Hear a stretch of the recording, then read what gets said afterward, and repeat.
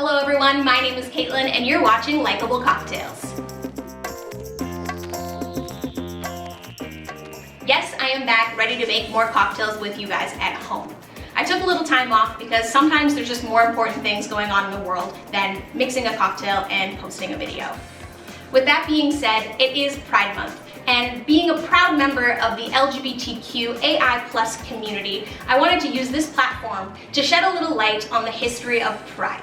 Now, the first Pride started as a riot. It wasn't a peaceful protest marching down the streets with glitter and rainbows. That came much later. It started back in 1969 at the Stonewall Inn, which still stands today in New York City.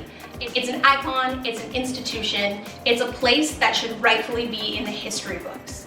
Now we have people like Stormy DeLavier, Marsha P. Johnson, and Sylvia Rivera to thank for starting this movement for gay rights and gay liberation.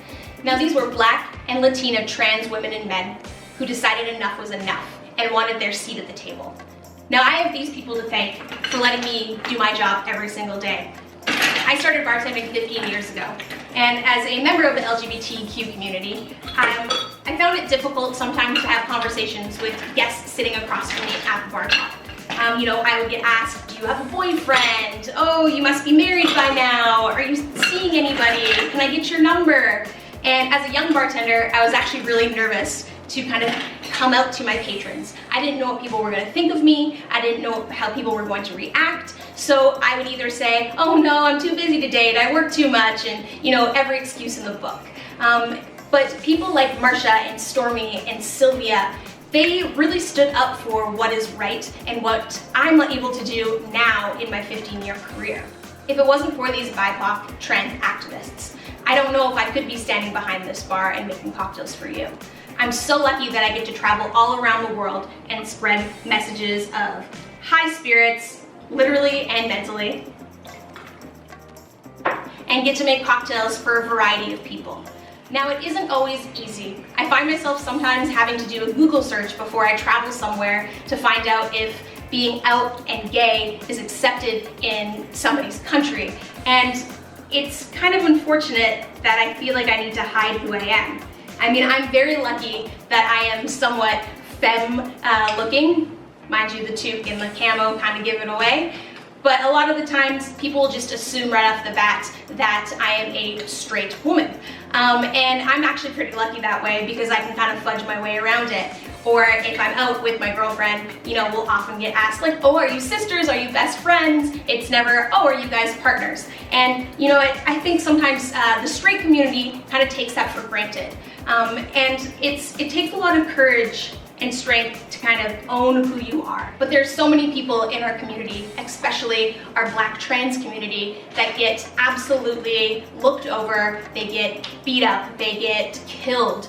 I mean, the life expectancy of a Black trans woman is only 35 years of age. I'll be 35 next year, and I can't imagine my life ending tomorrow. Now, living in constant fear is something that nobody should ever have to deal with. So it is our job to uplift, give a voice to those who don't have one for themselves, and to really celebrate their life and their legacies.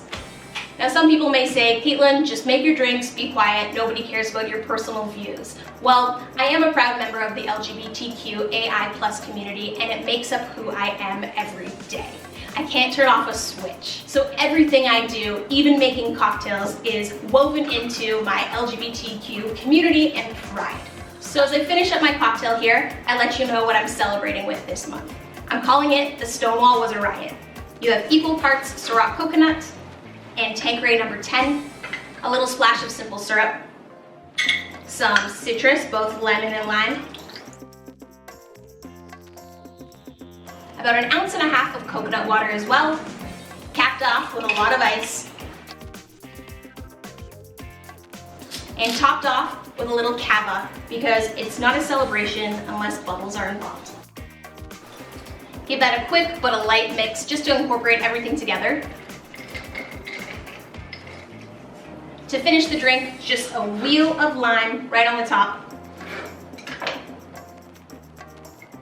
As simple as it is to make a cocktail like this, it's just as simple to be an ally and a friend to somebody in the LGBTQAI+ community, especially the Black trans women who are losing their lives at a rapid rate. So this Pride, yes, celebrate, but also educate. This one's for you. Happy Pride, everyone.